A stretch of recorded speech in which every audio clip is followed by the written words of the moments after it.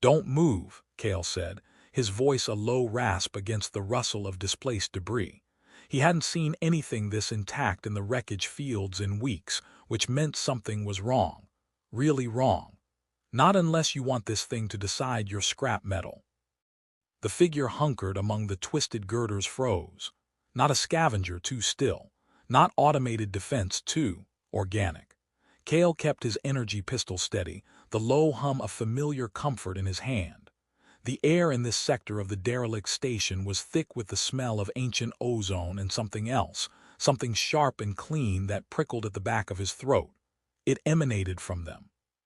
He couldn't make out details in the dim, emergency lighting filtering through gaps in the hull, but he saw the subtle shift in their posture, a tension that wasn't fear, more like coiled readiness. "Talk," he ordered, trying to keep the shake from his hand. He was alone out here. This wasn't part of the plan. A moment of silence stretched, punctuated only by the groan of settling metal and the distant, faint ping of cosmic radiation against the station's outer hull. Then they moved slowly, deliberately turning towards him. The emergency lights caught them and Kale's breath hitched. Not just organic. Alien. And not just any alien. Their form was slender, articulated in ways that defied easy description, draped in what looked like woven energy or light itself. But it was their face, or where a face would be, that held him. Smooth, featureless except for two large, liquid-dark eyes that seemed to absorb the scant light. And then, faint at first, a soft glow began to bloom beneath what he assumed was their skin, lines of intricate, shifting light tracing across their temples and down their neck. The sharp, clean scent intensified. It wasn't hostile, not exactly, but it was overwhelming, invasive in a way nothing else out here was. "You speak." The voice was a resonant frequency more than sound, seeming to vibrate in his bones as much as his ears. Feminine, strangely melodic despite the alien nature. It wasn't using a translator, it was somehow accessing his thoughts, his language center. He blinked, lowering the pistol slightly out of sheer disorientation. "Yeah, I speak. What are you?" The glowing lines on her temples pulsed, brighter now, spreading like slow-motion lightning across her jawline. It was beautiful and deeply unnerving. "I am Eris," she vibrated back. "And you are loud." She tilted her head slightly, the movement fluid, unearthly. The light patterns on her body shifted again, faster this time, complex. They didn't look like language he understood, but they felt. Expressive, curious maybe, or wary. He swallowed, the metallic tang in his mouth suddenly stronger. "Loud, I'm just talking." "Your thoughts," Eris clarified, the vibration soft, almost gentle now. "They make noise, so much noise." She extended a hand, not towards him, but slightly to the side, palm up. The glowing patterns on her arm flared, a deep sapphire blue pooling in the center of her palm. It felt like she was showing him something internal, something private. Kale didn't know what to do with that. He was used to dealing with threats, with things that wanted to kill him or steal his haul. Not this. "Right, my thoughts are loud, great." He holstered the pistol slowly. It felt reckless, but keeping it pointed at her felt wrong. She didn't seem hostile, just fundamentally alien, and maybe stranded like everything else out here. Eris lowered her hand, the sapphire light fading, replaced by a general soft luminescence that outlined her form against the dimness. Her large eyes were fixed on him, unblinking. He couldn't read any emotion in them, but the constant, subtle changes in her glowing markings felt like a torrent of information he was incapable of processing. It was like trying to read a book written in a language that didn't even use letters. "Are you okay?" Kale asked, the question feeling absurd. Was a luminous alien survivor of who knew, whatever okay. "I am functional," she responded, the vibration level, the structure, it groans, it shifts. She gestured vaguely around them at the groaning metal. "It is unsafe." He knew that, that's why he was scavenging and getting out, not settling in. "Yeah, well, everything out here is unsafe, that's kind of the point." He took a cautious step towards her. She didn't flinch, didn't recoil, just tracked his movement with her head, the glowing lines on her face pulsing a soft, steady rhythm. The air shifted, not just the scent of ozone and her clean, sharp scent, something else. A low thrumming vibration through the deck plates, engines, Ship engines, and not the slow, heavy kind used for hauling scrap, fast ones. He tensed instantly, hand drifting back towards his holster. Slavers, probably, or worse. This sector was known for them. "We need to move," Kale said, his voice urgent now. Now. Eris didn't ask why, didn't question him. Her form seemed to coalesce, becoming sharper, the general luminescence dimming while the lines on her body flared with a bright, rapid, almost frantic pattern. It felt like an internal alarm. She turned, melting away into the shadows between the girders with unnerving speed and silence. "This way," she vibrated, her voice a low resonance that guided him through the metallic maze. He followed, adrenaline surging. The strange encounter pushed to the back of his mind by immediate, familiar danger. He just hoped she knew a way out of this mess better than he did, because those engines were getting louder, and they were heading this way. The faint glow of her form ahead was the only marker in the near-total darkness of the lower decks. He stumbled over a discarded piece of equipment, cursing under his breath. Eris paused, turning back. Her glowing lines pulsed a slow, steady rhythm, a pattern that felt inquisitive or maybe concerned. He couldn't be sure. "Are you damaged?" she vibrated, the resonance soft. "No, just tripped," Kale muttered, pushing himself back up. "Human legs aren't built for this kind of obstacle course." He rubbed his shin, the metal edge having caught him square. She made a gesture he couldn't interpret, a slight tilt of her head and a complex flutter of the lights on her hand. It felt like she was trying to understand the concept of tripping or human legs. It was frustrating and fascinating at the same time. The thrumming vibrated through the floor more strongly now, closer. There were footfalls too, heavy, armored ones echoing down a corridor. They weren't alone on this level anymore. "We need to hurry," Kale urged, moving past her. "Those are not scavengers. That's someone looking for something specific or someone." He risked a glance back at Eris. Her luminous patterns were flickering rapidly, a chaotic, urgent display that conveyed alarm more clearly than any human expression could. She seemed to grasp the imminent threat, even if the concept of slavers or hunters was alien to her. She turned and moved with him, her silent, gliding motion a stark contrast to his heavy boots and ragged breathing. They ducked into a narrow service crawlspace, the entrance hidden behind a collapsed wall panel. It was tight, the air even fouler here. Kale pressed himself against the cold metal, listening. The heavy footsteps grew louder, then passed by the opening, fatting down the corridor. There were voices now, rough and distorted by comms. He couldn't make out the words, but the tone was clear. They were searching. "They know someone is here," Kale whispered, the sound loud in the cramped space. Eris was pressed close beside him, closer than was comfortable, her body emitting a low, steady vibration he hadn't noticed before. The glow on her skin was dimmed to a faint outline, but he could feel the subtle movements, the tension in her form. The strange, clean scent she emitted was stronger in the confined space, almost overwhelming. It had a complexity he couldn't parse, like multiple scents layered together, shifting subtly. One note was sharp, like ozone after a storm. Another was sweet, vaguely floral, but not like any flower he knew.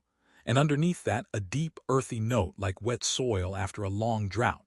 It wasn't just a smell.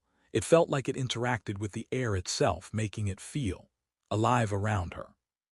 His senses were on high alert, half focused on the receding sounds of the search party, half overwhelmed by her proximity and alien presence. He could feel the faint heat radiating from her body, the subtle shift of her form as she adjusted to the cramped space. Her movements were economical, precise. Unlike him, she wasn't fidgeting or trying to find a more comfortable position. She simply existed, taking up the space she needed and no more. The glowing lines on her skin were barely visible in the darkness of the crawlspace, just a faint network of phosphorescence against the deeper shadow of her form. He wondered if she could see him clearly in this darkness. Her large eyes seemed to absorb everything. "Why are they looking?" Kale whispered, turning his head slightly to look at her. Their faces were inches apart. The air between them felt thick, charged. The sharp, clean scent was intoxicating in the confined space. "They seek connection," Eris vibrated, her voice a low hum that resonated through his chest. "They seek me." The glowing lines on her temples pulsed, a slow, mournful pattern he was starting to recognize. It felt like sorrow or perhaps regret. His gut tightened. Slavers often sought unique alien abilities or physiology. Whatever she was valuable to them. "Why you?" he pressed, keeping his voice low. "What do they want with you?" Her luminous pattern shifted, a rapid, complex dance of light that felt agitated, distressed. It didn't translate into words he could understand, but the feeling was clear. They wished to sever, to isolate, to control the resonance. She made a gesture with one hand, a delicate, almost shimmering movement that felt like she was describing something intangible, something tied to vibration or energy. Resonance. The sound of the search party was fading now, moving further into the station. The immediate danger seemed to be passing. But her words, her resonance, raised 1,000 new questions. She wasn't just stranded, she was hunted. And now he was tucked away in a tiny metal box with her, smelling her strange, compelling scent, feeling her low, steady vibration against his side, and increasingly aware that he had just gotten himself tangled in something far more complicated and dangerous than a simple scavenging run. Her large, dark eyes were still fixed on him, searching, and the faint glow on her skin seemed to hum with an unspoken question. He had to get her out of here. Not just for her sake, but because staying meant facing whatever severing or controlling resonance the slavers had planned. They waited in the crawlspace until Cale was certain the search party was gone. The air was stale, but no longer charged with immediate threat. Eris remained still beside him, her presence a constant, quiet pressure against his side. The glowing lines on her form had dimmed further, a soft, ambient light that felt like a sigh of relief. "Okay," Cale whispered, pushing himself backward slowly. "I think they're clear. We need to move. My ship isn't far." He emerged from the crawlspace first, scanning the empty corridor. Just dust motes dancing in the faint light and the endless, mournful groans of the station. Eris followed, unfolding herself from the cramped space with graceful ease. She straightened, turning her large, dark eyes towards him. The luminous patterns on her skin were still faint, but he noticed a new one appear near her collarbone, a small, intricate swirl of soft green light. It felt different from the others, calmer. "Your ship," she vibrated, the word tasting strange on her resonant voice. "It travels." "Yeah," he said, checking his pistol's charge, a familiar habit. "It travels. It's how I get in and out of places like this." He started down the corridor, moving with practiced speed through the debris. She kept pace beside him, her steps silent, gliding. The walk back to his ship was tense. Every shadow seemed to hide a threat, every distant clang of metal made him jump. Eris remained a calming presence beside him, her soft luminescence a constant reminder of her alien nature and the danger she represented. She didn't speak, but her body language, the subtle shifts in her glow patterns, seemed to communicate a quiet alertness, a readiness he appreciated. He found himself glancing at her often, trying to decipher the silent language of her light. Sometimes the patterns felt like simple observation, other times they felt like something deeper, like she was absorbing the environment, understanding it in a way he couldn't. They reached his ship, the Stardust Drifter, nestled in a relatively secure hangar bay he'd jury-rigged to cycle air. It wasn't much, a stripped-down salvage hauler with reinforced plating and oversized engines, but it was his. The ramp hissed down, revealing the cramped, functional interior. Consoles glowed, lights flickered. It was messy, filled with salvaged tech and spare parts, smelling of engine oil and stale synth coffee. Cale stepped inside, already moving towards the cockpit. "Get in," he told Eris, gesturing towards the small cargo hold. "I need to run diagnostics before we undock." Eris paused at the ramp, her large eyes scanning the ship's interior. The glowing patterns on her body pulsed rapidly, a complex, almost frantic display he hadn't seen before. It felt like intense sensory input, overwhelming. "It is contained," she vibrated, her voice holding a note of distress. "So much noise, metal sounds, sealed air, it presses." She took a hesitant step onto the ramp, and the light on her skin flared, bright and unsteady. It was clear she was uncomfortable, perhaps even in pain, by the enclosed space and the sheer sensory stuff of his ship. "Hey, hey," Kale said, stepping back towards her. "It's all right. It's not pretty, but it's safe. Safer than being out there anyway." He reached out a hand towards her, then hesitated, unsure if touch was appropriate or welcome. Eris looked at his outstretched hand, then at him. The chaotic, bright patterns on her skin slowly began to subside, replaced by the slower, inquisitive rhythm he'd seen before. She slowly, deliberately extended her own hand, touching his. Her skin was cool, incredibly smooth, and felt subtly alive beneath his fingers. And as she touched him, the glowing patterns on her hand flared with brilliant, pure white light, spreading up her arm like fire. A low, resonant hum started deep within her body, a vibration that transferred through their joined hands and into his own body, echoing in his bones, making his teeth ache. It wasn't painful, but it was intensely, overwhelmingly sensory. It felt like she was tasting him.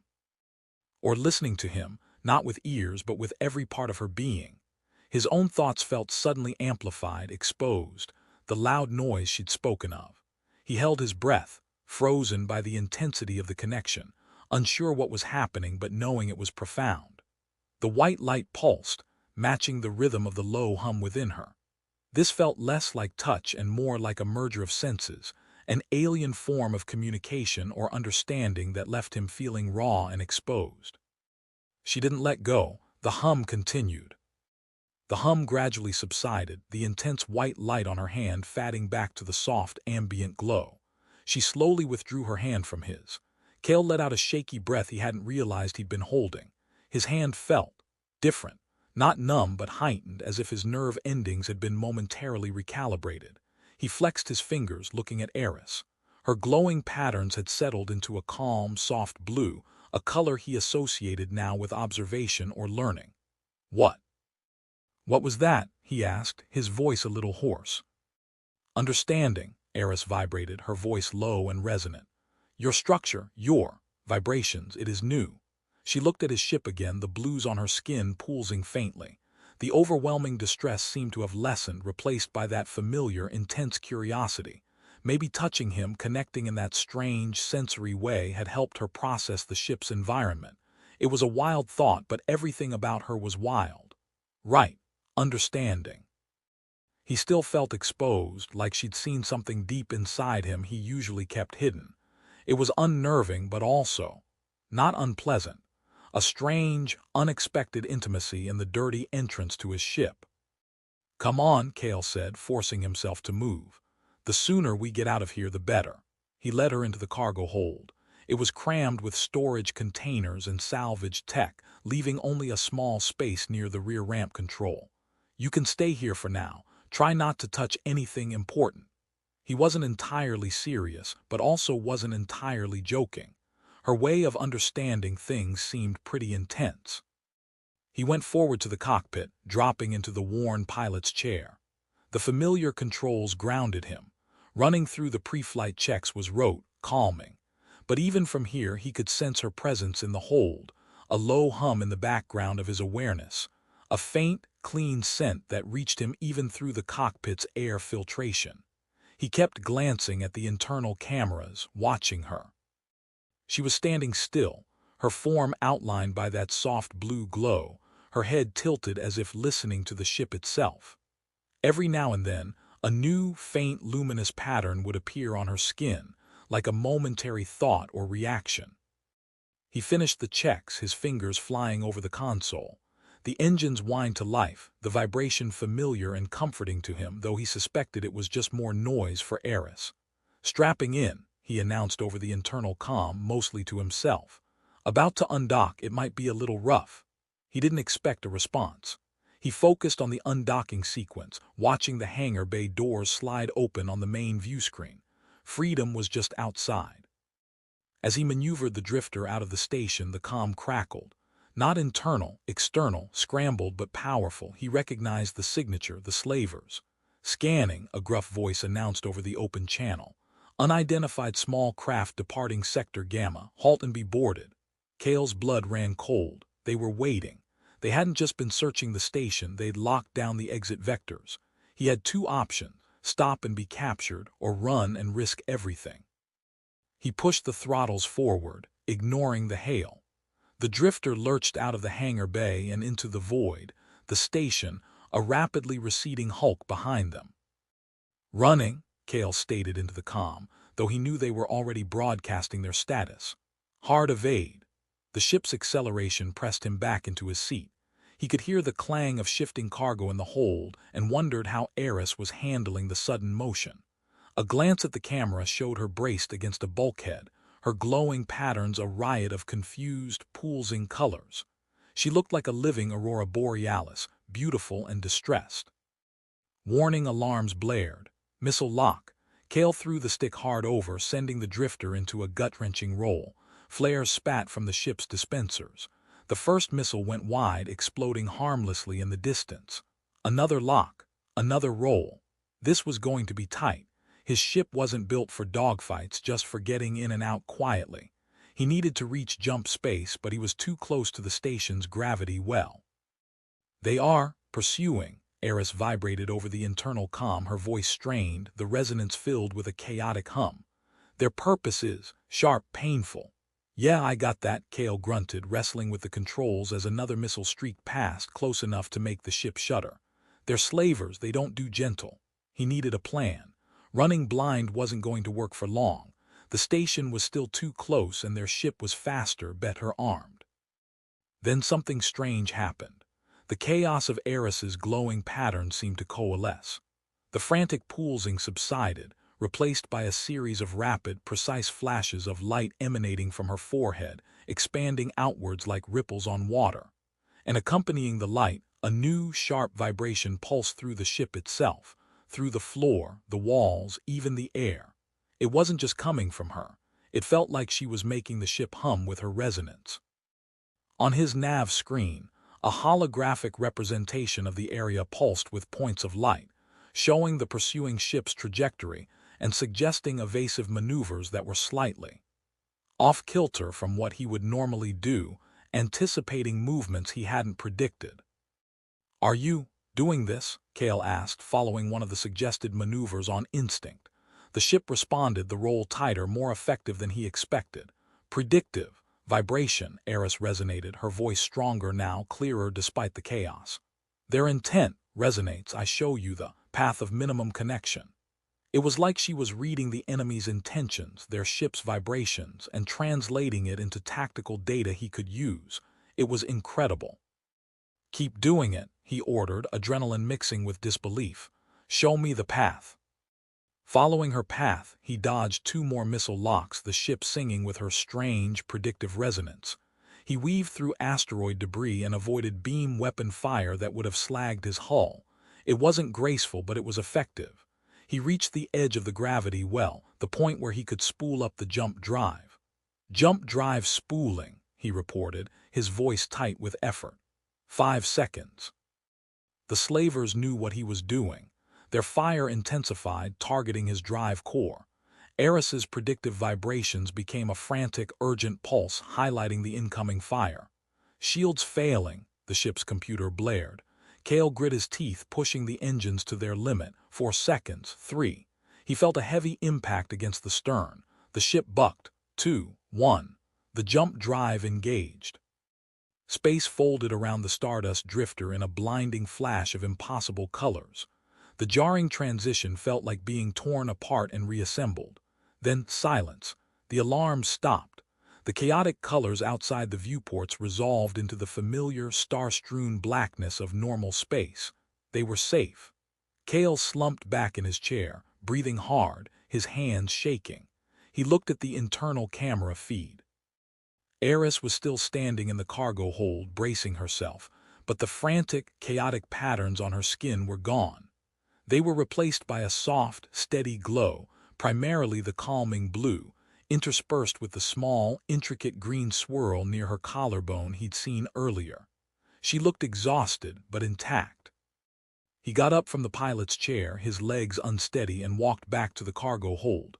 Eris turned towards him as he entered. The space felt quiet after the cacophony of battle and jump travel.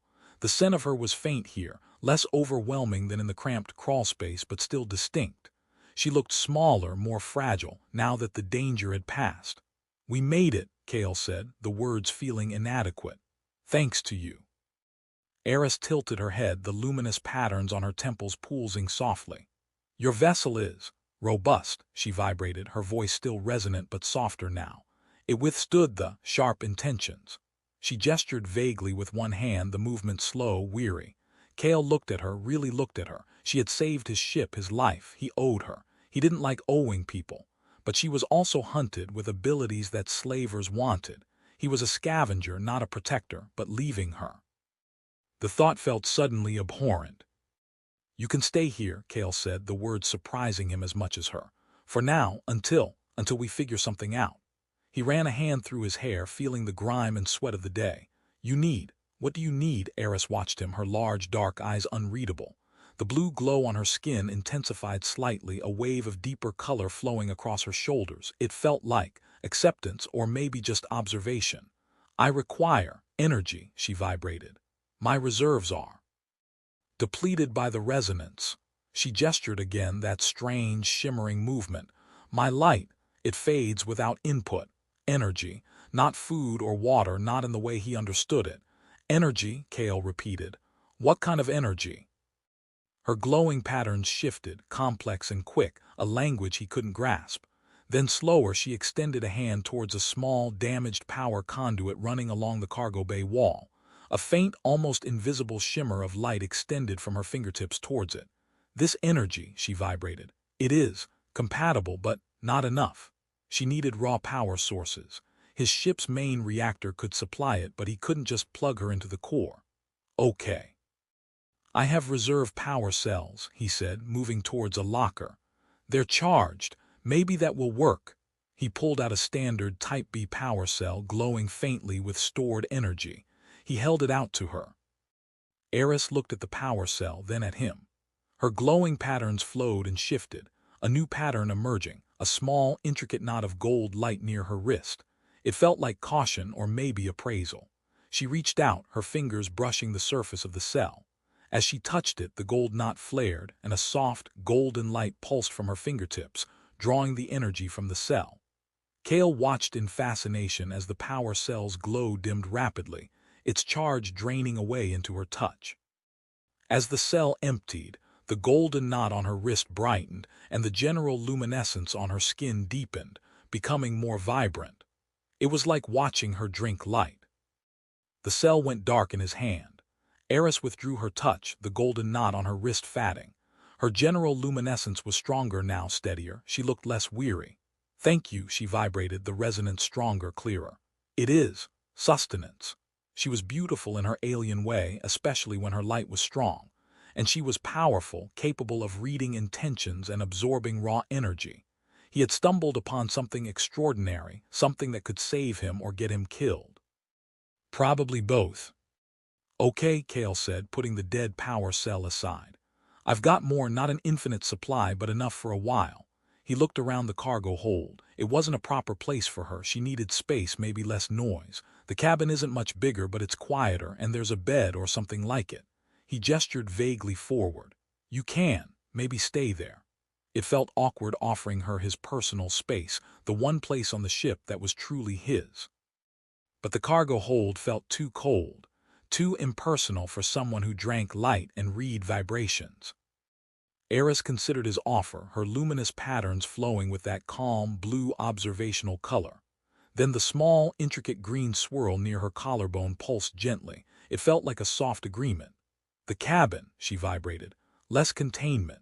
She started moving towards the front of the ship, her silent, gliding steps making her seem to float just above the deck plates. Kale followed, a knot of anticipation and apprehension tightening in his gut, having her on his ship in his cabin. This was going to change things, everything. The cabin was small, barely larger than the cargo hold, but it had a narrow bunk bolted to one wall, a worn-out chair, and a small desk cluttered with tools and datapad chips. It smelled more strongly of Kale here, a mix of sweat, synth coffee, and the faint metallic tang of stale air recycling. Eris paused in the doorway, her glowing patterns flickering briefly with what felt like surprise or maybe a jolt of sensory input. The space was even more contained than the cargo hold, But perhaps the noise was different, less chaotic than the general machinery of the ship's hold. She stepped inside, moving towards the bunk.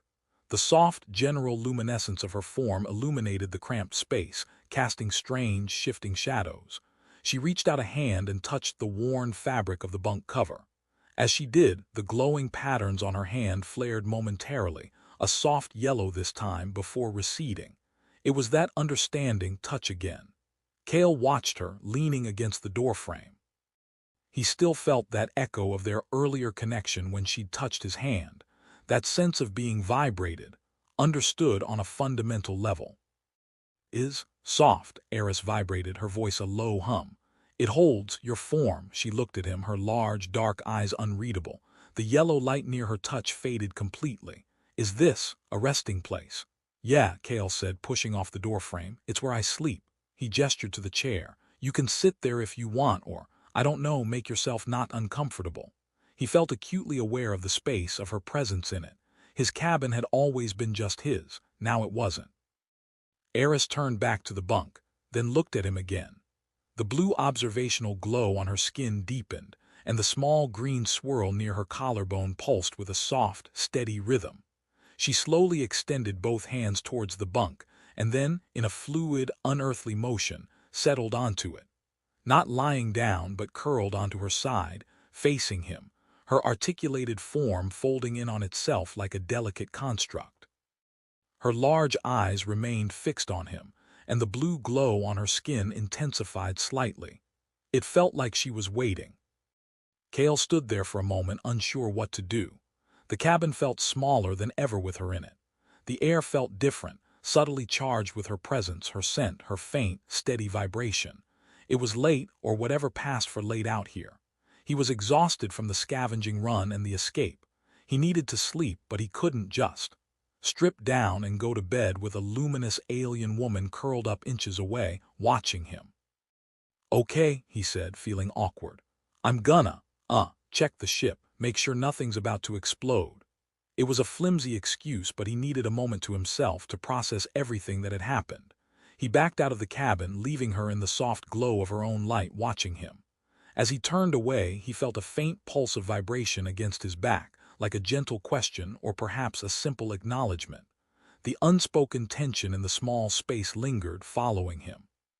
He spent the next few hours in the cockpit, running deep diagnostics, checking for hull breaches, repairing minor system damage from the fight. His ship was mostly okay, testament to his maintenance and a little luck. But his thoughts kept drifting back to Eris. Her strange light, her predictive resonance, her overwhelming sensory presence, the way she'd touched his hand. He was alone on this ship with a being he didn't understand, who was being hunted by people he definitely didn't want to cross. It was the most dangerous situation he'd been in years, and also the most interesting. When he finally went back to the cabin, it was dark except for the soft, constant blue glow from Eris. She was still curled on the bunk, facing the door, her eyes open. She hadn't moved. Everything stable, Cale said, his voice low. No more threats for now. He hesitated. Sleep was impossible like this. Look, I need to sleep, and you're in my bed. Eris shifted slightly on the bunk, unfolding herself just enough to look at him fully. The blue glow intensified and a new pattern appeared, a complex, swirling network of light across her chest that pulsed slowly, rhythmically. It felt open, exposed, vulnerable maybe. Your bed, she vibrated, the resonance soft. It is warm, it holds your resonance. She patted the space beside her on the narrow bunk. The gesture was simple, universal, but her alien nature made it deeply unsettling. You may share it. Share it? The bunk was barely wide enough for one person comfortably, let alone two, especially when one was a constantly glowing, vibrating alien woman. Cale stared at her, speechless. The swirling light pattern on her chest pulsed, steady and inviting. It felt like an offer of closeness, of shared space and warmth, presented with an alien directness that bypassed all human social norms. His mind reeled. It was awkward, confusing, but undeniably, powerfully tempting. The thought of her warmth, her light, her strange, compelling presence that close. It was both terrifying and exhilarating. He stood there, rooted to the spot, the unspoken invitation hanging heavy in the air of the small cabin. The soft blue light filled the space, illuminating the tension between them. He took a breath, the air thick with her faint scent. "Look, Eris," he started, trying to find the right words. "Sharing a bed. It's kind of a big deal for humans. It means things," he gestured vaguely. "Intimacy, closeness. It's not just about having space." He felt ridiculous trying to explain human social complexities to a being who communicated with light and vibration and seemed to see his thoughts as noise. Eris tilted her head, her large dark eyes fixed on him. The blue glow on her skin pulsed and the swirling pattern on her chest remained steady. "Intimacy," she vibrated, the word resonating in his chest. "Closeness, is that not desired?" The question was simple, direct, devoid of guile or coyness. It hit him like a physical blow. Was it desired? Yes, in ways he hadn't allowed himself to think about in years, but desired with her. An alien he'd known for mere hours, who could read his vibrations and drink power cells. "It's complicated," Cale said, running a hand over his face. "For me, anyway." He was emotionally wounded, shut down. Closeness was dangerous. Intimacy was a vulnerability he fiercely guarded. And here she was, offering it with baffling innocence and directness, bypassing all his defenses with a simple gesture and a question. "I'm not good at that." He admitted the truth, the raw, ugly truth he rarely voiced even to himself. Eris was silent for a long moment, watching him. The swirling pattern on her chest pulsed, the light deepening in color, becoming richer. It felt like she was processing his words, his noise, his vulnerability. Then she slowly reached out a hand towards him. Not a demanding gesture, just an offering. The glowing lines on her palm flared softly, a gentle white, the same color he'd seen when she'd touched his hand earlier, tasting his vibrations.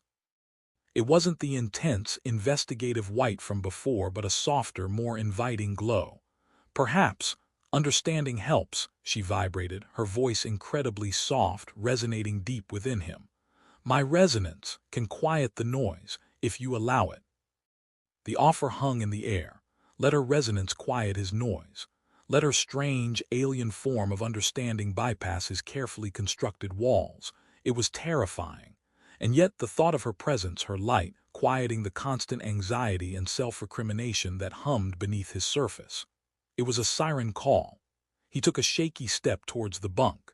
He didn't know what allowing her resonance would entail, what kind of understanding she meant. But in that moment, standing in the soft, inviting blue glow of her light, in the stale air of his tiny cabin, he felt a desperate pull towards something he hadn't known he craved. He sat on the edge of the bunk, the worn fabric rough beneath his fingers. Eris shifted again, making space for him, curling herself tighter to the wall. The swirling pattern on her chest remained, a steady, inviting light. He lay down beside her, stiff and uncertain. The bunk was indeed narrow. Their bodies were close, almost touching. He could feel the faint vibration emanating from her, feel the gentle warmth radiating from her form. Her scent, that clean, sharp, sweet, earthy scent, was strong here, surrounding him. He lay on his back, staring up at the low ceiling. Eris was on her side, facing him, her large, dark eyes watching him. The blue glow of her skin was the only light source, filling the small space.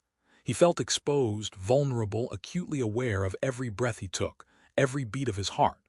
The noise she'd mentioned, his own anxious thoughts and fears, felt louder than ever in the quiet of the cabin, amplified by his proximity to this alien being. "The noise," Cale whispered, not sure if she could hear him over her own internal resonance. "It's my thoughts, my worries, things I try not to think about." He found himself admitting things he never said out loud. Her silence, her patient, luminous presence, was a strange invitation to honesty. Eris shifted slightly closer, her form unfolding just enough so her side pressed gently against his arm. The swirling pattern on her chest seemed to deepen in color. "I hear it," Eris vibrated, her voice barely a hum now, a vibration that seemed to bypass his ears and speak directly to his consciousness. "The sharp edges, the shadows, they make discord." Her arm brushed against his. The glowing lines on her skin flared softly for a moment at the point of contact, a gentle, pulsing light that felt like a question. He tensed, unsure what she would do. Then slowly, deliberately, she pressed her side more firmly against his arm. A wave of soft, warm light flowed from her form, bathing him in a gentle glow. And with the light came a sensation, a deep, calming vibration that seemed to penetrate his skin, his muscles, his bones, settling deep in his chest. It was the resonance she had spoken of. It wasn't just sound or touch. It felt like a merging of frequencies, a gentle overwhelming of his own internal noise.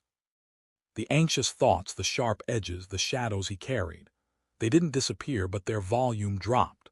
The frantic, discordant hum in his head quieted, replaced by the steady, soothing vibration of her presence. It was like she was tuning him, bringing him into alignment with her own peaceful frequency. He felt his muscles relax, felt the tension drain from his body. He closed his eyes, leaning into the sensation.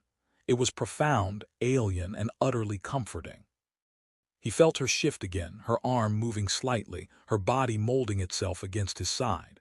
The warmth, the light, the calming vibration intensified, wrapping around him. She was pressing against him fully now, her luminous form a gentle weight along his length. Her head rested near his shoulder, her large dark eyes still open, watching him, even in the dim light. He opened his eyes. The swirling light pattern on her chest pulsed in sync with the calming vibration. It felt like an intimate embrace of pure energy and presence. He lay there for a long time, bathed in her light, enveloped by her resonance. The chaos of the day, the danger, the exhaustion, the internal noise, it all receded. There was only her warmth, her light, her vibration, her scent. He reached out a hand hesitantly and rested it gently on her side. Her skin was still cool, smooth, alive. The glowing lines on her skin beneath his palm flared softly in response to his touch, a network of light blooming beneath his fingers. It wasn't the demanding light of her understanding touch, but a soft, reciprocal glow, warm and inviting.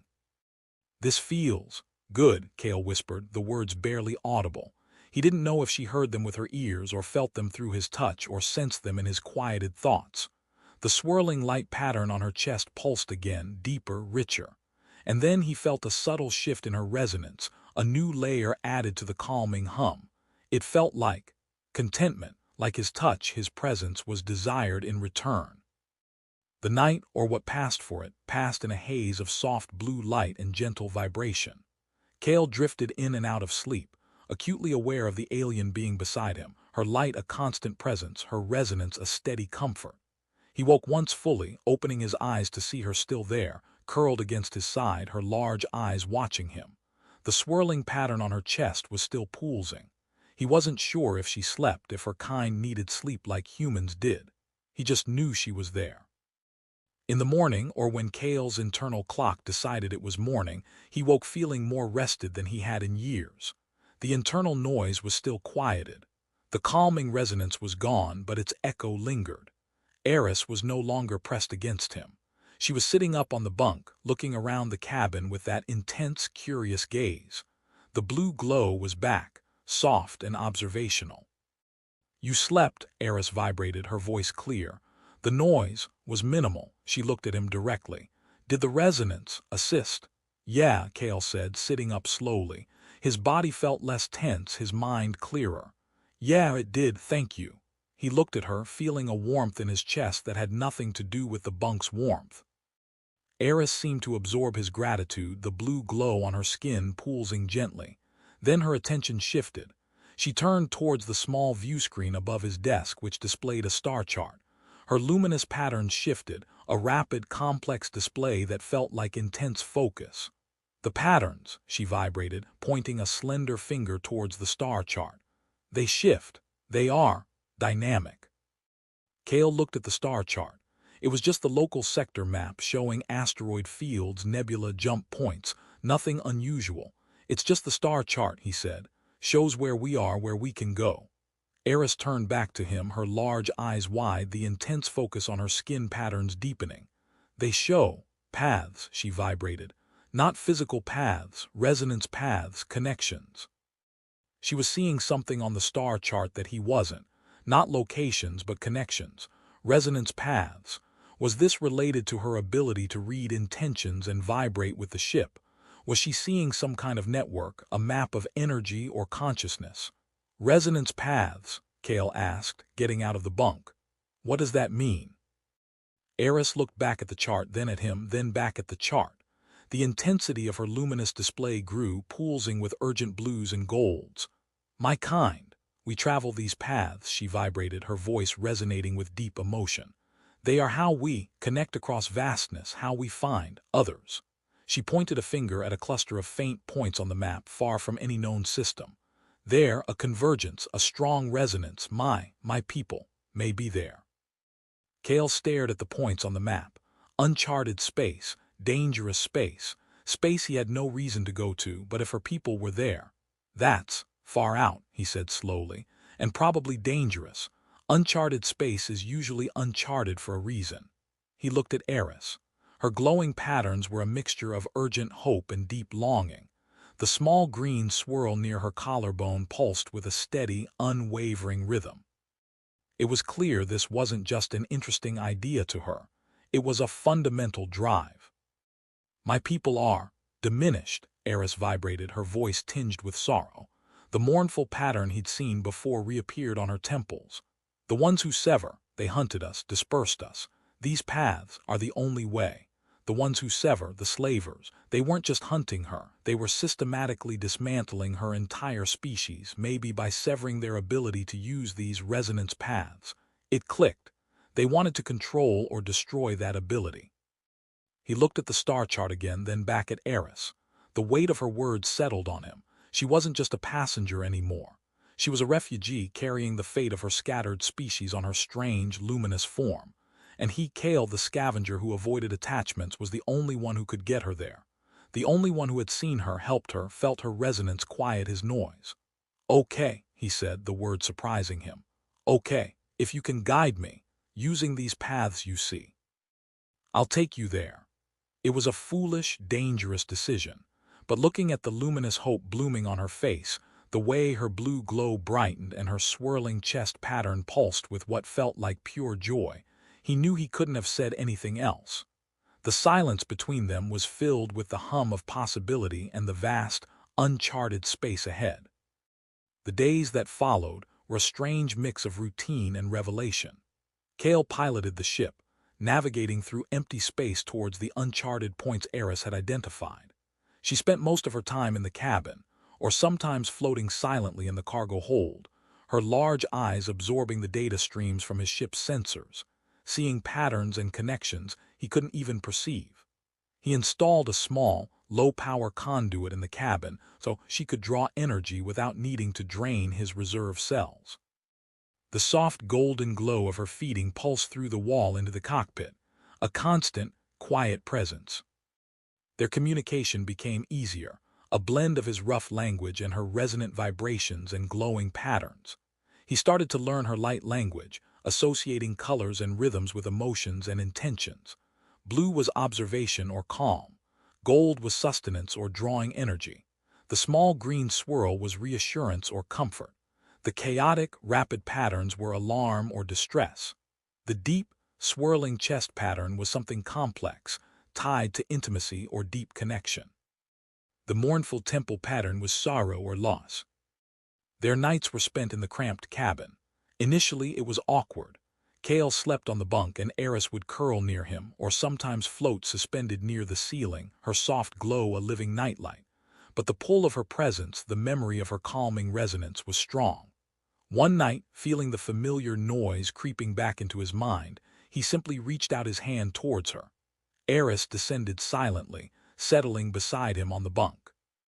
She didn't press herself against him with the same intense vibration as that first night, but she lay close, her form a warm, luminous weight beside him. He slept better than ever. This became their quiet ritual. In the vast, empty dark of the ship, they shared the small space, her alien presence a comforting anchor in his solitary life. They talked, too, in their blended language. He told her about Earth, about being a scavenger, about the past he tried to outrun. He spoke haltingly, awkwardly, but her silent, luminous presence, the steady pulse of the blue glow and the occasional flicker of the green swirl, felt like complete acceptance. She told him about her kind, the Arii. They were beings of resonance and light, living in harmony with the universe's underlying vibrations. They didn't have cities or physical structures in the human sense, but existed in vast, interconnected networks, communicating across light years through these resonance paths. The ones who sever were another species, ancient enemies who sought to disrupt this network, to control the universal resonance or use it for their own destructive purposes. They hunted the Arii, capturing them, isolating them, severing their connection to the network. Eris was a survivor of one such attack, cast adrift and alone. Their physical intimacy evolved slowly, naturally, out of this shared vulnerability and closeness. It wasn't driven by human ideas of attraction initially, but by curiosity, comfort, and a deep, unspoken need for connection in the isolation of space. One night, lying together on the bunk, Kale reached out and tentatively traced the glowing lines on her arm. The light pulsed warmly beneath his touch. He moved his hand, exploring the smooth, strange texture of her skin, the subtle articulations of her form. She remained still, her glow steady, neither recoiling nor pressing closer, simply allowing his touch. "Does this feel okay?" Kale whispered, feeling incredibly clumsy. Eris shifted slightly, turning more fully towards him. The swirling pattern on her chest pulsed. "It feels new," she vibrated, her voice a low hum. "Your touch, it carries warmth and soft noise." She reached out a hand, her fingers brushing his cheek. The soft white light flared on her fingertips, a gentle, probing touch that felt like she was reading the texture of his skin, the warmth of his blood, the surface vibrations of his emotions. It wasn't the overwhelming intensity of the first understanding touch, but a tender, curious exploration. Their touching became more frequent, more confident. Exploring her body was like exploring a landscape of shifting light and subtle vibrations. There were no human contours, no soft hair or yielding flesh in the way he knew. Instead, there were smooth, almost crystalline surfaces, unexpected joints, and everywhere the intricate, shifting patterns of light beneath her skin, responding to his touch like a living canvas. Her scent was always present, growing more familiar, less overwhelming, blending with the stale air of the cabin until it felt like part of the ship's own atmosphere. She remained utterly direct, devoid of human bashfulness. Her curiosity extended to his body, his physical reactions. One evening, when their touching had become more intimate, more exploratory, Kale felt a surge of physical reaction he hadn't expected, a tension pooling in his lower body. He tensed instinctively, pulling back slightly. Eris paused, her touch still on him. The blue glow intensified, along with a flicker of yellow, the color of drawing energy, but in a questioning way. "Your form, it tightens," she vibrated, her voice resonant with curiosity. "There is a gathering of heat and rapid vibration." She moved her hand lower, touching the source of his tension. The glowing patterns beneath her touch flared brightly, a mix of intense blue and inquiring yellow. "This place, it hums loudly. Is it damaged?" Kale froze, his face hot. "No, not damaged," he swallowed, trying to explain. It's a human thing when we feel intense closeness, attraction, it's a physical response." He felt incredibly exposed, explaining his own arousal to a being who saw it as just another vibration, another form of noise. Eris remained still, her hand warm and luminous on him. The blue and yellow patterns pulsed, the yellow slightly more dominant now. "Attraction," she vibrated, tasting the word. "Intense closeness, it results in this vibration." She pressed her fingers slightly, the light intensifying further. "If I squeeze harder, will it feel better?" The innocence of the question, the utterly alien perspective on something so primal and human, hit him with the force of a physical blow. It was so direct, so utterly devoid of the layers of shame and conditioning that surrounded human sexuality. He stared at her, speechless for a moment, a choked laugh escaping his throat. "Eris, no, not exactly squeezing." He took her hand, guiding it slightly, trying to explain the mechanics, the sensations, in terms she might grasp, using concepts of resonance and vibration. It was an absurd conversation, but also deeply intimate, stripping away all pretense and leaving only the raw, confusing reality of their disparate natures meeting in the most physical way. Their exploration continued, guided by her intense curiosity and his halting explanations. She approached physical intimacy like a scientist studying a fascinating new phenomenon, but one she was deeply, personally invested in understanding. Her touches were precise, exploratory, accompanied by shifts in her luminous patterns and low, questioning vibrations. He, in turn, navigated the alienness of her form, the way her light and resonance responded to his touch. It was physical, yes, but it was also a profound act of mutual vulnerability and trust, two vastly different beings finding a way to connect on the most fundamental level. The small cabin became their world, a pocket of warmth and light in the cold, vast darkness of space, where the boundaries between their species blurred under the soft glow of her luminescence and the low hum of her resonance. Days turned into weeks. The drifter traveled further into uncharted space, guided by Eris's sight of the resonance paths. The journey was difficult. They encountered environmental hazards Kale's sensors couldn't predict but Eris's resonance could warn them of. They also had close calls with other ships, some scavengers, something else. Eris's ability to read intent through vibration saved them more than once, allowing Kale to take evasive action before the threat was even visible on his radar. Their bond deepened. The physical intimacy they shared in the cabin was no longer just exploration. It had become a comfort, a release, a silent language of touch and light and vibration that reinforced their connection. Kale found himself needing her presence, needing the calming effect of her resonance. His noise was quieter now, but not gone. In her arms, surrounded by her light, he felt a peace he hadn't known was possible. He was falling for an alien who drank light and spoke in vibrations. It was insane. One cycle, while they were navigating a particularly dense and strange nebula that pulsed with confusing energy, Eris cried out. Not with her resonant voice, but a sharp, high-pitched vibration that felt like it tore through Kale's mind. He spun around in the cockpit chair. Eris was in the cargo hold, clutching her head, her luminous patterns flashing violently, chaotic and red, a color he now knew meant extreme pain or danger. "Eris, what is it?" he yelled over the ship's low hum. "The paths," she vibrated, her voice distorted, cracking with pain. "They are severed here, cut, it burns." The nebula's energy was disrupting her connection to the resonance paths, causing her intense pain. Worse, it meant she couldn't guide him. They were flying blind into a dangerous region, and her only map was broken. The ship's alarms began to blare, proximity alert. Something massive was close, cloaked by the nebula's energy. Kale slammed his hand on the console, trying to get a read. Nothing. It was like they'd stumbled into a blind spot. "I can't see anything," he shouted, wrestling with the controls. "Eris, can you read it? The other ship."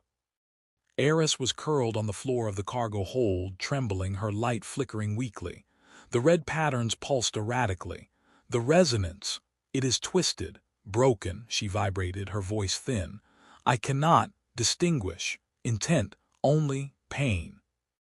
Then a powerful energy surge rocked the drifter. Not weapon fire, but something else, something that felt like a massive, invasive pulse. The ship's lights flickered, systems sputtered. On the view screen, a section of the nebula seemed to twist, revealing a dark, angular shape that absorbed light rather than reflecting it.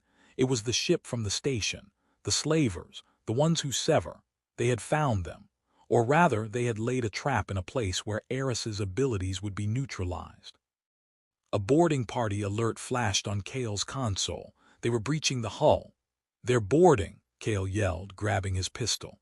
He couldn't fight a boarding action alone on his own ship, not against the ones who sever, not while Eris was incapacitated. He looked back at the camera feed of the cargo hold. Eris was barely glowing now, her form almost dark, the red patterns fading to a weak, intermittent flicker. She was vulnerable. He had to get her out. There was only one escape pod, tiny and barely armed, but it was their only chance. He sprinted back to the cargo hold, the sounds of the boarders cutting through the hull echoing through the ship. "Eris, we have to go, now." He reached her side. She was weak, her body unresponsive, only a faint pulse of red light still emanating from her. "Can you move?" he asked, trying to lift her. She felt lighter than she looked, but still too heavy for him to carry easily while navigating the ship and fighting boarders. Severed, she vibrated weakly, her voice a faint echo. "Cannot connect." He couldn't leave her. He couldn't fight them off. Panic flared hot in his chest, threatening to consume him. He looked down at her, her luminous form dimming, her large eyes clouded with pain.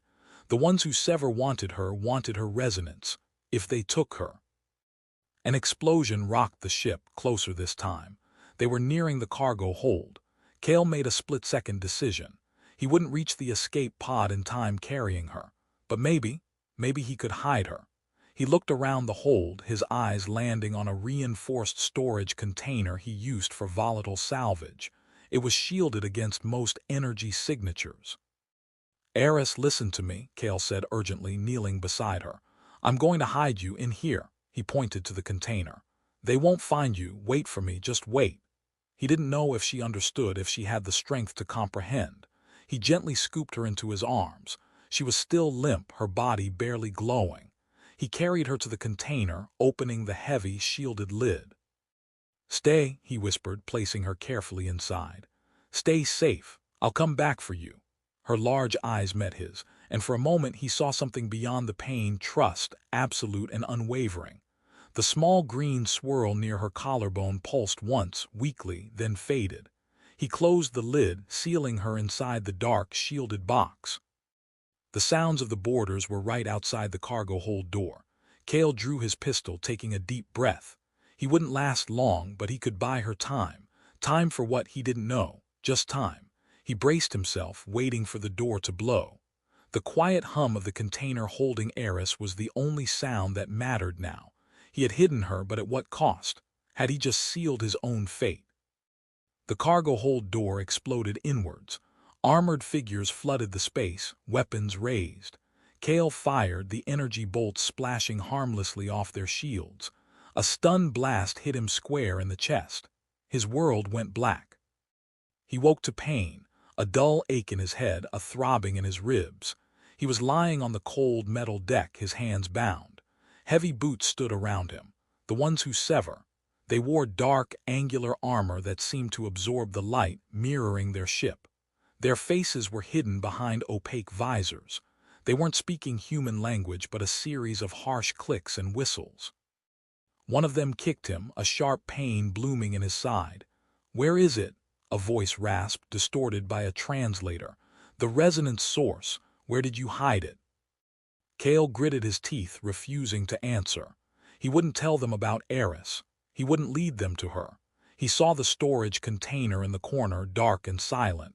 "Please, let her be safe inside." Another kick. "We know it is here. Our sensors detected residual resonance signature before you shielded it. Show us." He spat blood onto the deck. "Go to hell." The leader stepped forward, taller and more heavily armored. "We can make you talk," the translator rasped, devoid of emotion. "The process is unpleasant but effective." He knelt down, a strange, multi-pronged device in his hand. Cale recognized it from rumors. A severing tool designed to disrupt energy signatures, life force, consciousness itself. He braced for the pain, for the violation. But as the device hummed to life, something else happened. From within the shielded container, a faint, almost imperceptible vibration began. It was Eris. She was responding, reaching out. The vibration grew stronger, a low hum that seemed to resonate within Cale's own body. It wasn't pain, it was reinforcement, strength, like she was pushing energy into him from afar. Then he heard her voice, not with his ears, but echoing in his mind, faint but clear. "Cale, hold." Her resonance wasn't just communication or mapping. It was a connection, a bond. And somehow, even weakened, even shielded, she was pushing it back towards him, giving him strength. The leader of the ones who Sever paused, looking around the cargo hold. "The signature is fluctuating," the translator rasped. "Dispersed, strain." Eris's vibration intensified slightly, focusing on the bonds on Cale's wrists. He felt a sudden surge of energy, a brief flare of light beneath his skin mirroring her own. It wasn't enough to break the restraints, but it was something. "What are you doing?" the leader demanded, turning back to Kale, the severing tool held steady. Kale looked him in the visor, a defiant smirk on his face. "Wouldn't you like to know?" The leader snarled, raising the tool. But before he could bring it down, the ship lurched violently. Alarms blared, different ones this time. Not boarding, but system overload. From within the container, Eris's vibration pulsed, a rapid, complex rhythm that Kale now recognized as intense focus and activity. She wasn't just hiding, she was doing something, pushing energy into the ship systems, overloading them. Another lurch, harder this time. Lights flickered out across the ship. Emergency power kicked in, casting long, flickering shadows. The ones who sever were thrown off balance. Kale seized the opportunity. Using the surge of energy from Eris, he strained against his bonds, the metal cutting into his wrists, but the restraints held. "Containment breach," a voice shrieked over the comms. "Primary systems failing. She's burning us out from the inside." Eris's resonance was a weapon. Not a physical weapon, but something far more dangerous to the ones who sever. She was overloading their ship with her pure, untwisted resonance, forcing their technology to absorb more than it could handle, or perhaps disrupting their own resonant field. The leader swore in his harsh clicks. "Retrieve the source. Now," he abandoned Kale, heading towards the storage container with the other soldiers. Kale watched them go, straining against his bonds. He had to get free. He had to help her. The ship was dying around them, groaning and sparking. If it blew, they would all die. He focused, channeling the energy Eris was pushing into him. It wasn't physical strength, but something else, a resilience, a refusal to break. He twisted his wrists, ignoring the pain, using the leverage of the metal against bone. The restraints groaned. The ones who sever were trying to open the container. But Eris was fighting them, her resonance pushing back, sealing the lid from within, overloading their tools. He could feel her struggle through their bond, her energy reserves draining rapidly. With a final, desperate surge, fueled by adrenaline and Eris's fatting connection, Kale ripped his hands free. His wrists were raw and bleeding, but he was loose. He scrambled to his feet, grabbing a heavy wrench from the deck. He wasn't a soldier, but he could fight. He charged the ones who sever surrounding the container. They turned, startled by his sudden freedom. He swung the wrench, connecting with the nearest one's helmet. The armor deflected most of the blow, but it bought him a moment. He needed to get to the container. He needed to get her out. The ship shuddered again, violently. Sparks rained from the ceiling. The lights went out completely, leaving only the dim, flickering emergency lights and the faint, fatting glow from within the container. The ones who sever were silhouetted against the chaos. He fought blindly, fueled by rage and desperation, the wrench heavy in his hand. He wasn't winning, but he was holding them off, keeping them away from the container. He felt a sharp pain in his side, a glancing energy blast. He stumbled but kept moving, putting himself between them and Eris. "She is killing the ship," one of the soldiers yelled over the comms. "We must sever the connection." They redoubled their efforts to open the container, bringing a larger, more powerful severing tool to bear. Kale saw it, recognized the danger. If they hit the container with that, it would destroy Eris. He lunged forward, putting himself in front of the tool's path. Just as he did, Eris's vibration pulsed one last time, a massive, desperate surge that felt like her final effort. The container lid flew open with explosive force, throwing Kale back. Eris emerged from the container, not with her usual fluid grace but stumbling, weak, her luminous form barely visible, flickering like a dying flame. The red patterns were gone, replaced by a dull, lifeless gray. She was spent. The ones who sever turned, their weapons raised, ready to seize her. Kale pushed himself up, ignoring the pain, launching himself at the lead soldier. He tackled him, sending them both crashing to the deck. Just then, a blinding flash erupted from the ship's core, followed by a catastrophic explosion. Eris's last surge had pushed the enemy ship past its breaking point. The deck tilted violently. Alarms shrieked their final death throes. Kale was thrown against a bulkhead, the impact knocking the air from his lungs. He blacked out again, the last thing he saw being the dim, fatting outline of Eris's form against the chaos, before the universe dissolved into noise and darkness. Consciousness returned slowly, painfully. Cold. The air was cold, thin, filled with the smell of burnt metal and vacuum. He opened his eyes. He was floating in the void, clinging to a piece of debris. His suit's emergency seals must have activated. He was alive. Around him was the wreckage of the ones who Sever's ship, a debris field spreading through the nebula. His ship, the Stardust Drifter, was gone, destroyed. Panic threatened to overwhelm him. Alone, shipless, stranded in uncharted space in a dangerous nebula, he was dead. Then he saw it, a faint, shimmering light in the distance drifting amongst the wreckage, not the sharp glint of metal but a soft, internal glow. Eris. She was alive, floating free in the void, her luminous form flickering faintly, gray and weak, but still glowing. She was still alive. Kale pushed himself off the debris, using his suit's weak thrusters to propel himself towards her. It took agonizing minutes to reach her, navigating through the scattered wreckage. She drifted passively, her eyes closed, her glow barely a whisper against the blackness. He reached her, carefully taking hold of her arm. Her form was cool, still, barely luminous. "Eris," he whispered over the comms, his voice hoarse. "Eris, can you hear me?" No response. Her glowing patterns were still gray, lifeless. She had expended herself completely, destroying the enemy ship, saving him, opening the container. She was adrift in the void, her energy reserves utterly depleted, her resonance silent. He held her close, tethering himself to a piece of debris to prevent them from drifting apart. They were alone, shipless, stranded, but they were together. He had nothing left but her. He checked his suit's power reserves, critically low. His comms were offline. His navigation was useless in the debris field and nebula. He was adrift with a dying alien.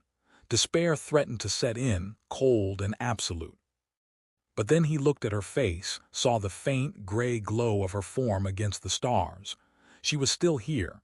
She had saved him. She had trusted him. He wouldn't give up, not while she was still alive. He didn't know how, didn't know when, but he had to find a way to get her energy, to revive her light, to find help. He looked out into the vastness of the nebula, its strange energies swirling around them. Somewhere out there were the resonance paths, and somewhere on those paths were her people. He just had to find a way to reach them, to send a signal she could use to guide them. He held her closer, pressing his helmet against her cool, smooth form. Her gray light flickered almost imperceptibly. A single, faint pulse of that small green swirl appeared near her collarbone, then faded. It was the weakest glow he'd ever seen from her, but it was there. A spark. A flicker of the connection that remained between them, even in the face of utter loss and desolation. He wouldn't let that spark go out. He would survive. He would get her home. For the first time in a long time, Kale had a purpose beyond just getting by. He had someone to protect. He had a future, however uncertain, tied to a glowing alien woman in his arms. Hours passed. The cold seeped in despite his suit. Eris remained still, her gray glow a constant, faint presence. Kale rationed his suit's oxygen, trying to think, to find a solution. The debris field was silent, deadly. The nebula swirled around them, confusing his limited sensors. He looked at Eris again, at the lifeless gray of her form. She needed energy. He had none to give her. His suit's power was almost gone. He was dying slowly, and she was dying with him. "Eris," he whispered, his voice weak, "if you can hear me, just hold on." He felt a faint vibration against his arm, almost imperceptible.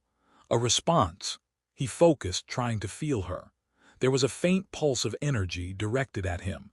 Not the strong, resonant flow from before, but a weak, hesitant outreach. Then in his mind her voice, barely a whisper, "Kale, fatting, my light, gone." "No, you're not," he said, clinging to that faint connection. "You're still here, I can feel you."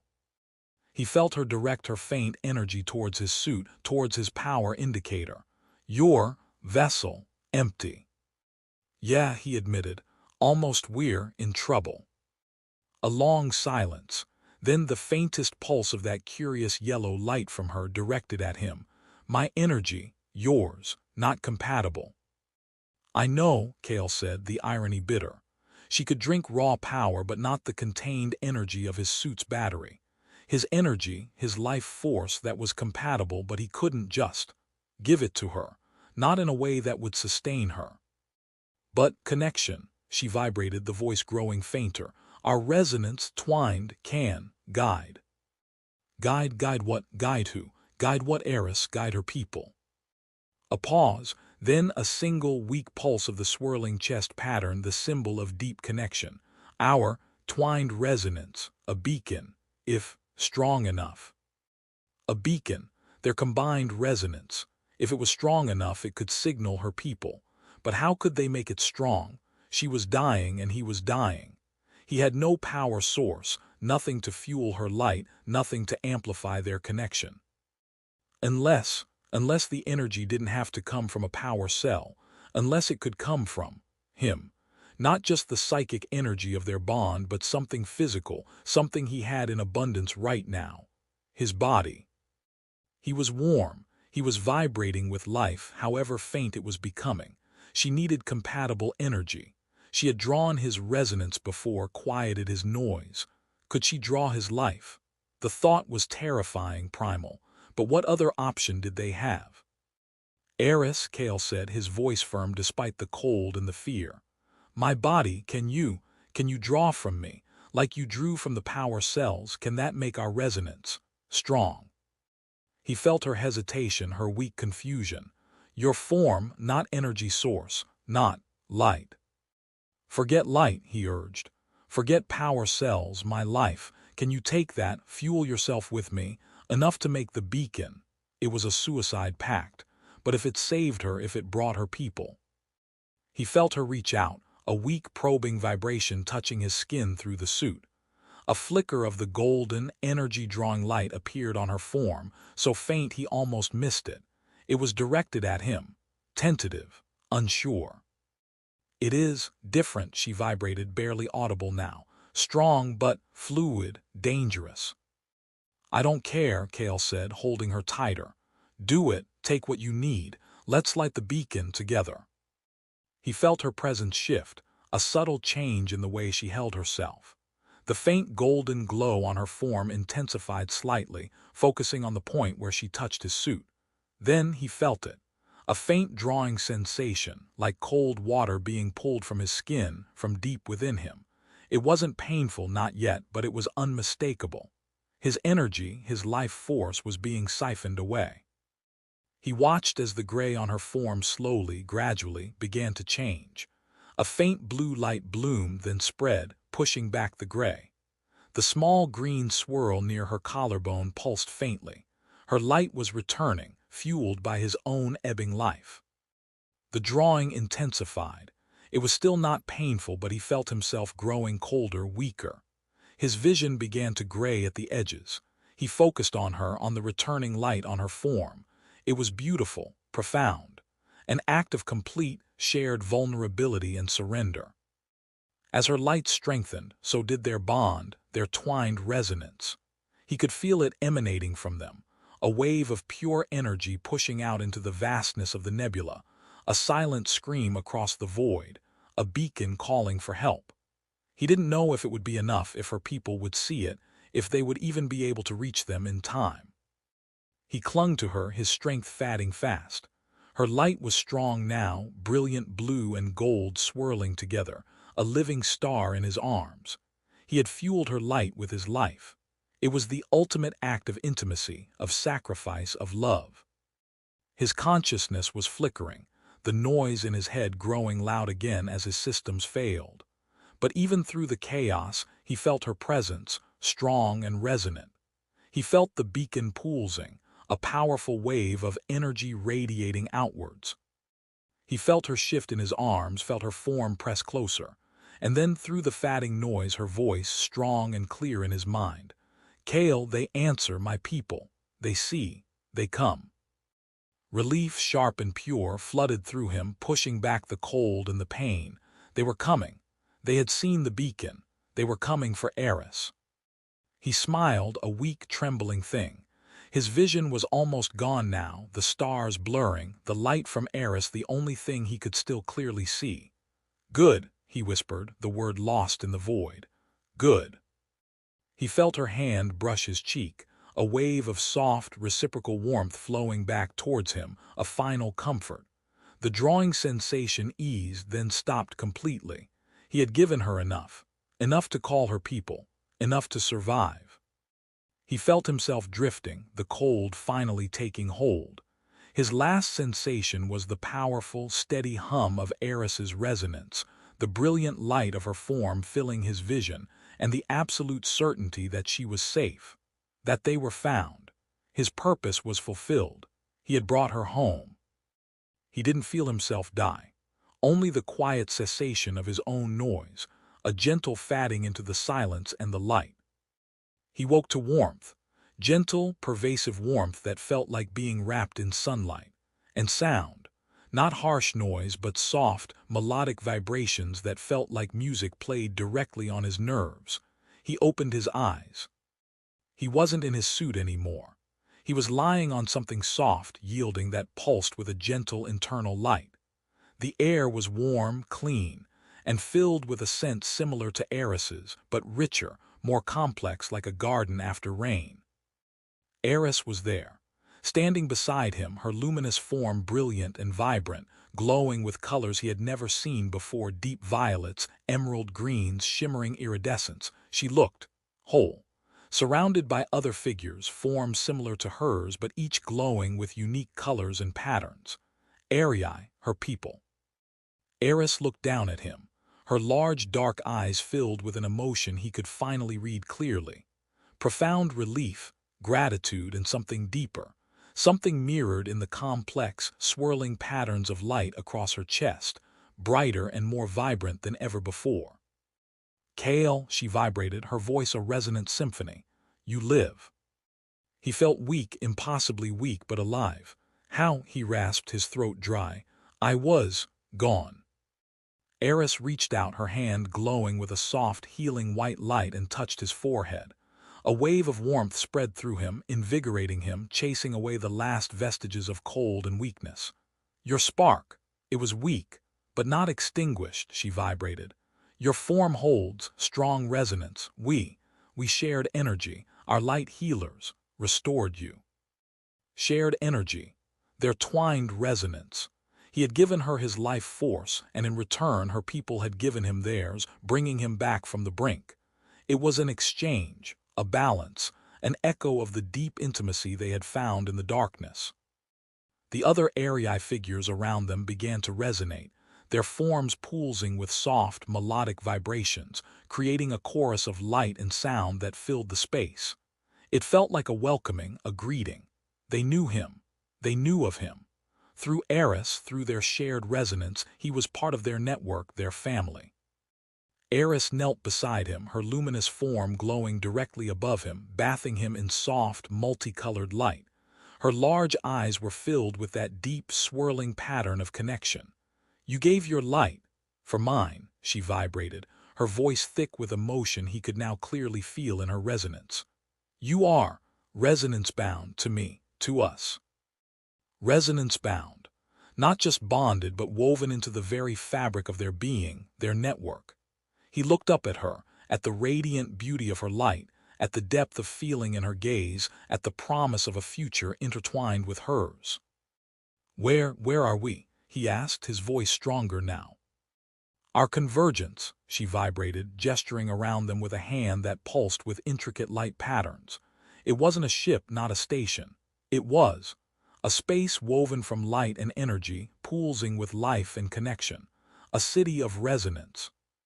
"You brought me home," he said, looking at her people, at this impossible place. Eris leaned down, her luminous forehead touching his gently. The swirling light pattern on her chest pulsed against his own body, a silent affirmation. "We came. For our resonance," she vibrated, her voice a soft symphony that settled deep in his soul. "Yours and mine, together." He closed his eyes, leaning into her touch, into her light, into the chorus of resonance around them. He was a human scavenger, lost and wounded, who had stumbled into a world of light and vibration and found a connection deeper than he could have ever imagined. He was resonance-bound to an alien woman who had quieted his noise and brought him home. His life, whatever it was from now on, was here, with her, in the light. The fear was gone, replaced by a profound sense of belonging, of safety, of earned intimacy. The journey was over.